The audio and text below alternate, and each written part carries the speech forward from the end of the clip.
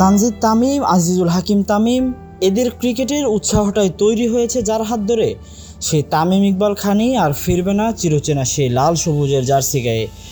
ভাবতেই হয়তো আবেগী হয়ে যাবেন তামিমের প্রতিটি ভক্তরাই। বড় ভাইয়ের শাসন পাবেন না এটা ভেবে হয়তো আবেগী হবেন লিটন ও শান্তরাও। প্রিয় বন্ধু মুশফিক তো স্ট্যাটাস দিয়ে জানিয়ে দিয়েছে সতীর্থকে কতটা মিস করবেন ড্রেসিং রুমে। কিছুদিন পর হয়তো এই ড্রেসিং রুমে থাকবে না মুশফিকও। ভাবতেও কেমন লাগে তাই না? ক্রিকেট ভক্তরা চোখের অশ্রু কীভাবে লুকাচ্ছেন। জমে থাকা পানিগুলো হয়তো সাকিবের চোখেও বলছে তামিমের সাথে আর মাঠ মাতানো হবে না দেশের জার্সি গায়ে।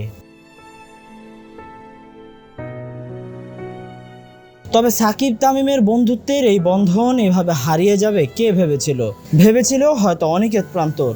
তাই দুটো মানচিত্র একে দুটো দেশের মাঝে বিধে আছে সকল অনুভূতিগুলো। গানের লাইনটি হয়তো সাকিব তামিমের জন্যই লেখা। তাদের বন্ধুত্ব থেকে গণমাধ্যমগুলোর আলোচনার কেন্দ্রবিন্দুতে একসাথে রেখে গেছে সমান অবদান দুজনেই। সিরিজের মাঝপথে কান্নায় ভেঙে পড়া অবসরের মাশরাফির ডাকে আরও একবার ফিরে আসা। সেই মাশরাফিও হয়তো এবার চাইবে অবসরের সময়গুলো ভালো কাটুক তামিমের।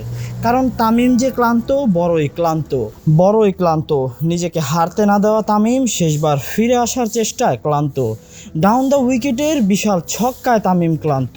আবেগী তামিমের এই অনুভূতির বহিঃপ্রকাশ কি ভক্তদের মনে দাগ কেটেছে? ভক্তদের মনে দাগ না কাটলেও বাবাকে দেশের জার্সিতে খেলতে দেখার আশায় থাকা ছোট্ট ছেলেটার মনে হাজারো প্রশ্নের দাগ দিয়েছে তামিম ইকবাল। ছেলে হয়তো বড় হলে এই প্রশ্নগুলোর উত্তর খোঁজার চেষ্টাই থাকবে। তবে সব কিছু সাইডে রেখে এশিয়া কাপে এক হাতে লড়াকু তামিমকে কি করে ভুলবেন আপনি?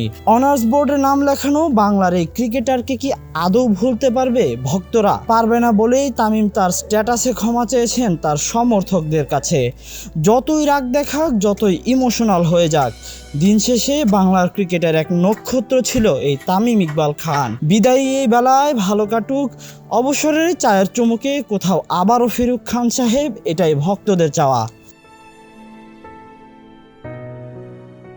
Tahsin Ahmed, BD archive.